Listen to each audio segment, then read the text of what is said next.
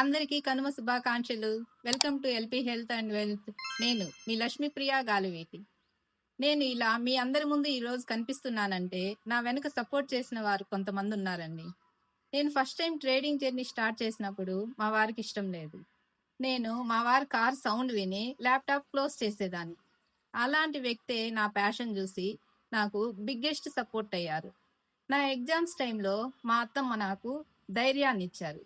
నా close friend అనే కంటే నా సోల్మేట్, నీలో ఉండే టాలెంట్ని బయట పెట్టు, ఎందుకు ఆపేస్తున్నావని నన్ను ముందుకు నడిపించడమే కాకుండా సోషల్ మీడియాలో కనిపించేలాగా కూడా చేసింది.